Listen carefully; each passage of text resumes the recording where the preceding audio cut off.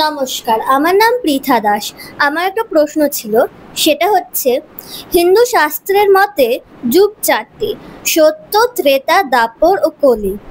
বলা হয় এখন কলিযুগ চলছে। আমরা কি করে বুঝবো আজ এখন কলিযুগ চলছে? সত্যযুগে কি সবাই সত্যবাদী ছিল, বা কলিযুগে এসে কি সবাই পাপী? কলিযুগে কি বাচ্চা একটি শিশুও পাপী? প্রশ্ন এসছে যে হিন্দু শাস্ত্র মতে যুগ চারটি: সত্য, ত্রেতা, দ্বাপর ও কলি। বলা হয় এখন কলিযুগ চলছে। তো পৃথা প্রশ্ন করেছে যে আমরা কি করে বুঝবো কলিযুগ চলছে। আবার এও প্রশ্ন করেছে যে সত্যযুগ মানে কি সবাই সেই সময় সত্যবাদী ছিল, আর কলিযুগ মানে কি তাহলে সবাই এখন পাপী? একটা বাচ্চা যে জন্মেছে মাত্র সেও কি পাপী? এরকম প্রশ্ন। তো চলুন আমরা আগে চেষ্টা করি এটার করার জন্য। তো দেখো, এই যে বলা হচ্ছে, যে কথাটা বলেছিলে যে হিন্দু শাস্ত্র মতে যুগ চারটি বলা হয়েছে, তা আমরা মেনে নিয়েছি। এরকম অনেক কিছুই বলা হয়েছে যে আমরা মেনে নিয়েছি। সেই যে কোটি কোটি বছরের যে জার্নি, এটাকে এরকম ভাগ ভাগ করে যে যুগের বিন্যাস করা হলো, কেউ একজন কোনো কিছু বলার সুবিধার্থে বিন্যাস করেছে, তার জন্য সেটা ঠিক ছিল। এখন আমি 1 লক্ষ বছর আগে কলিযুগ শুরু হয়েছে, সেই 1 লক্ষ বছর আগের ঘটনার সাথে এই মুহূর্তের জীবনের কি সংযোগ আছে? কিছুমাত্র নেই। আমার তো 70 বছরের জীবন, 80 বছরের জীবন, 100 বছরের জীবন, 40 বছর, 20 বছর, 10 বছরের জীবন। তো এই যে যুগের ভাগ, এই ছোট্ট জীবনের সঙ্গে তার বৃহত্তর কোনো সংযোগ নেই, সরাসরি কোনো সংযোগ নেই, কিন্তু আছে কোথাও না কোথাও। ঋষিরা যখন কোনো সত্যদ্রষ্টা হন, তখন প্রেক্ষিতগুলোকে খুব ভালোভাবে বিবেচনা করে।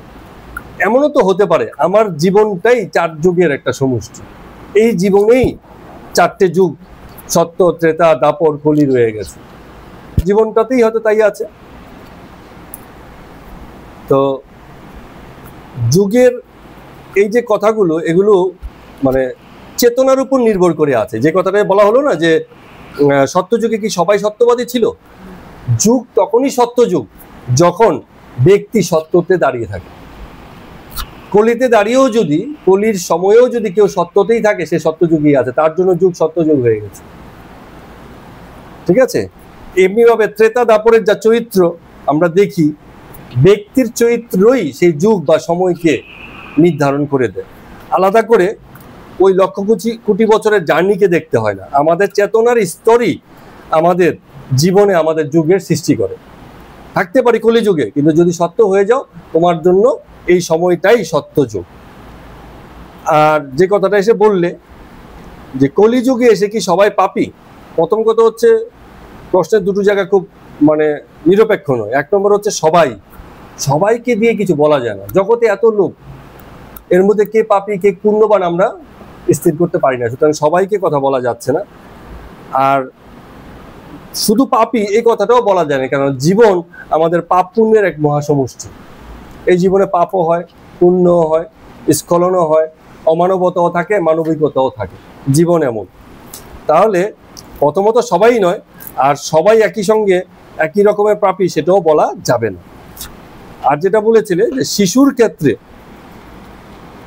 যে সে একটা নবজাতক শিশু, তার মানে আমরা শিশুকে নিষ্পাপ হিসেবে জানি, সেও কি পাপী যেহেতু কলিযুগে জন্মেছে?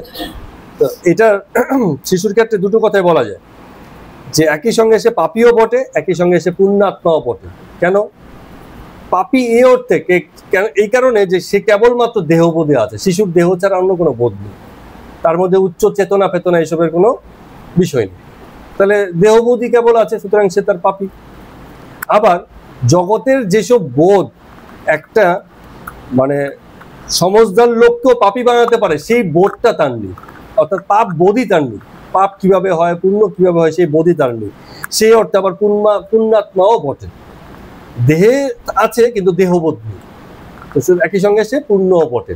তো শিশুর ক্ষেত্রে একই সঙ্গে পাপী, একই সঙ্গে পুণ্য। ওই যে আমরা সেই শিশুর গল্প পড়েছিলাম না ছোটবেলাতে, ওই গান্ধারীর গল্প নাকি, 100 প্রজাপতি ছিঁড়ে ছিঁড়ে মেরেছিল। হ্যাঁ, তার মানে সে যে মেরেছিল তার ওই বোধ ছিল না যে এটা মৃত্যু বা এটা যে যন্ত্রণাদায়ক। শিশু খেলার ছলে এরকম করেছে। এখনো অনেক শিশু অনেক পশু পাখি কীটপতঙ্গকে ভীষণভাবে মারে, ওর সেই বোধ দিক।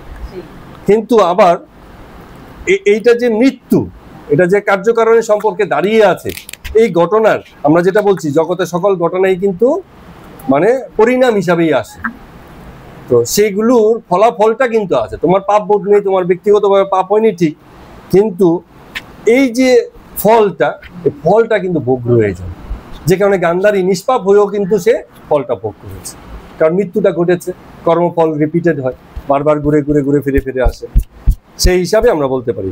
তাহলে যুগ যেটা লেখা আছে, কোনো এক ঋষি মুনি ঋষি কোনো একটা প্রেক্ষিত তৈরি করার জন্য, সময়ের কোনো ভাগের জন্য সেসব তৈরি করেছেন। আমরা আমাদের ব্যক্তিগত জীবনে যদি সেই যুগের প্রয়োগ করতে বা দেখতে চাই যুগ কিভাবে আছে, আমাদের জীবনটাকেই আমরা এরকম বিভিন্ন যুগে দাঁড় করিয়ে দেব। আমাদের কর্মফল, আমাদের স্থিতি সেই যুগের নির্মাতা, যুগ বা সময়কে তৈরি করবে বা সৃষ্টি করবে। আমরাই করি, আমরাই কলিযুগের সৃষ্টি করি, আমরাই আবার সত্যযুগের সৃষ্টি করি, আমরাই সেটা তারপর আমাদের দ্বারাই সৃষ্ট হয়। ঠিক আছে, রাখছি, সবাইকে।